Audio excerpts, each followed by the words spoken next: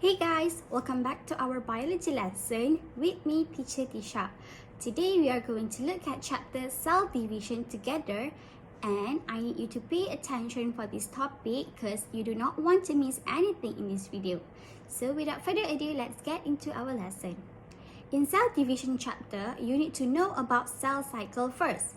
A cell cycle extends from the time a new cell is produced until the time the cell completes a division. The cell cycle is divided into two major phases, which is interphase and mitotic cell division, or we call it as M phase. Interphase is divided into three shorter stages or subphases, which is G1 phase, S phase, and G2 phase. G1 phase is known as cell growth phase 1, and S phase is known as DNA replication phase, and for G2 phase, it is known as growth phase 2. After the interphase stage, the dividing cells enter the M phase. The M phase, or mitotic cell division phase, can be divided into two major parts, which is mitosis and cytokinesis, as you can see in the diagram on the left side here. Mitosis phase can be further subdivided into four phases, namely as prophase, metaphase, anaphase, and telophase. The acronym used to memorize this phase is PMAT, PMAT. In this video, I am not going to talk in detail about mitosis and cytokinesis, but I am going to focus more on meiosis part. So, let's see, what is meiosis?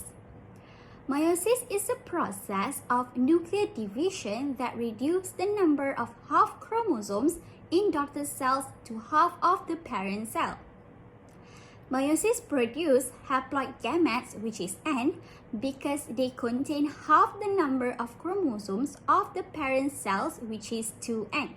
As each gamete receives only one chromosome from every pair of homologous chromosomes, this means in humans, the gametes contain only 23 chromosomes, or haploid number of chromosomes, which is N. During sexual reproduction, the fusion of two gametes, the sperm and ovum, restores the complete number of chromosomes and genetic material, forming a diploid zygote with 46 chromosomes. This means the offspring inherits traits from both parents to ensure a continuation of life. Meiosis occurs in reproductive organs such as ovaries and testes in animal and anther of plant. Back to the previous slide here, meiosis consists of two separate nuclear divisions, which is meiosis 1 and meiosis 2. Meiosis 1 begins with a single diploid parent cell, and at the end of meiosis 2, 4 haploid daughter cells are produced, each genetically different from the others and from the parent cell. In meiosis, even though the cell undergoes two nuclear division, the DNA of each chromosome only replicates one, and that is why meiosis 1 starts with interphase stage. In interphase stage, the cell replicates its DNA and duplicates its chromosome. After replication, each chromosome consists of two identical sister chromatids held together by a centromere. The cell now has twice the amount of genetic material, but the same number of chromosomes as before. In this phase, chromosomes are not condensed, and therefore they are not visible under the microscope, and the nuclear membrane and nucleus are still present in this stage.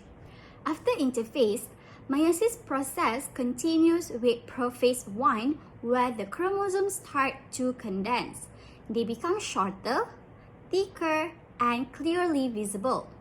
The centromeres start to facilitating the development of spindle fibers. The homologous chromosomes pair up to form tetrad through a process called synapsis. Crossing over occurs at chiasma, where the DNA is exchanged between maternal and paternal chromosomes. Crossing over results in new combination of genes on a chromosomes. Next stage, for metaphase 1, the nuclear envelope starts to disappear.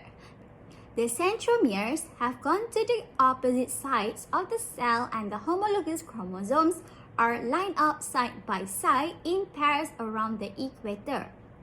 The spindle fibers are fully formed and attached to the kinetochore, which are attached to the centromeres of these chromosomes, as you can see in the diagram here.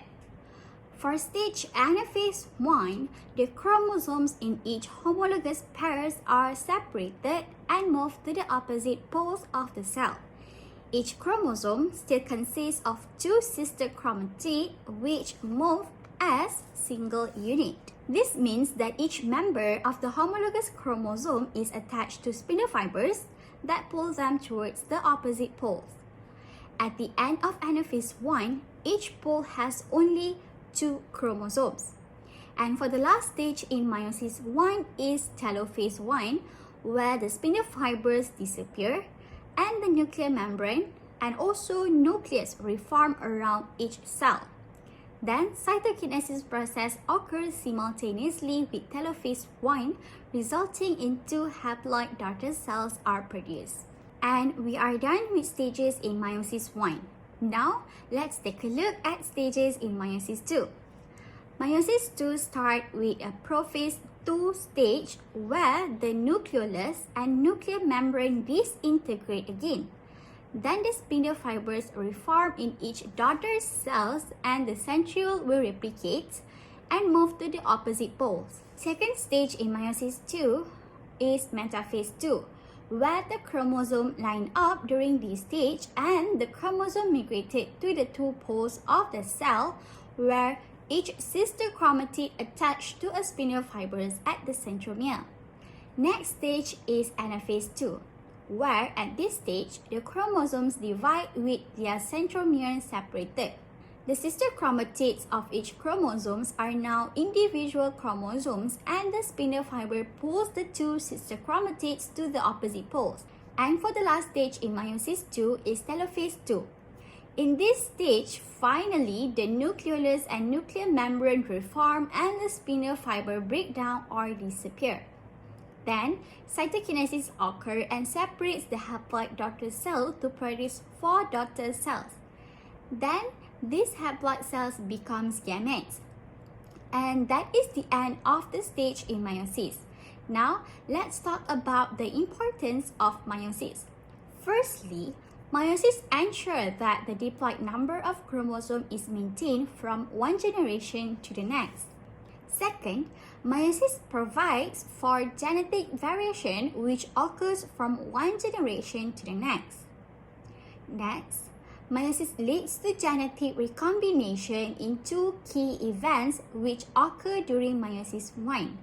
Lastly, meiosis produces gametes with different combination of chromosomes that occur during random fertilization of an ovum by a sperm. And that is all for this lesson. We have learned what is cell cycle, what are the stages in meiosis, and the importance of meiosis. See you guys in the next lesson. Thank you. Bye.